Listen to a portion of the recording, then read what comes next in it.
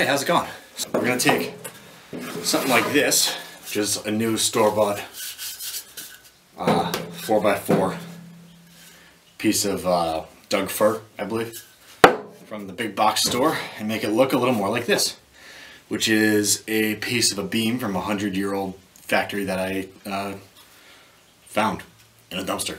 So if you run out of something like this, I'm going to show you how to take something like this and make it look approximately the same.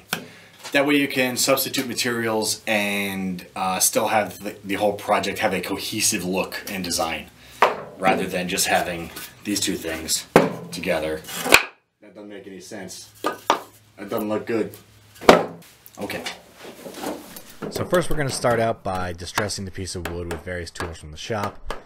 Try to be as random as possible, just give it some nice marks, speed it up a whole bunch. Really just roughing it up, showing it a real bad time. Yeah. Then we move on to a reciprocating saw run backwards over the wood to mimic the mill marks from rough cut lumber.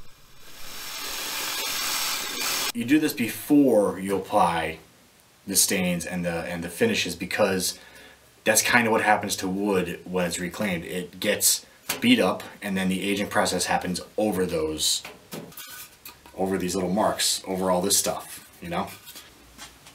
Let me pick a nice kind of grayish light colored stain. This is Fruit Wood by Mimwax, and rub it on with whatever dirty cloth you have lying around. It's not really important to do a great job of this. You really just want to get a nice color to it. And then you grab a dry cloth and rub off any excess stain and really give it a good wipe down almost immediately.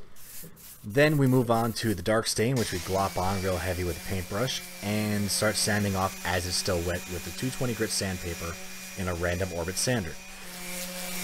What you'll see happening here is the stain gets set into the dings and saw marks that we made without gathering on the top surface, because the sander removes it and gives the wood a nice aged look. Use a cloth again to remove all the gunk, and you can stop at this point if you want.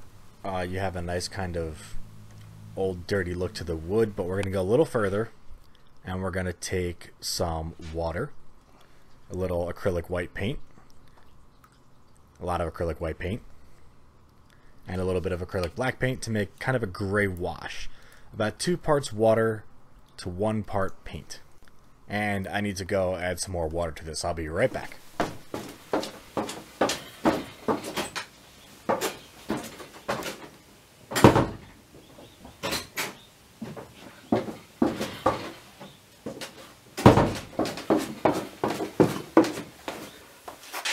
Okay, and we glop it on nice and unevenly.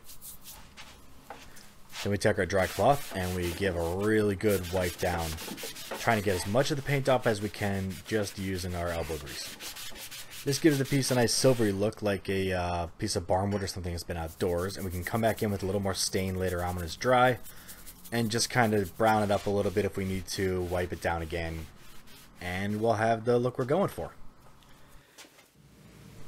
And as you can see, side by side, they're not an exact perfect match, but with a little more attention to detail and a little more time spent, you can actually make these look very, very similar.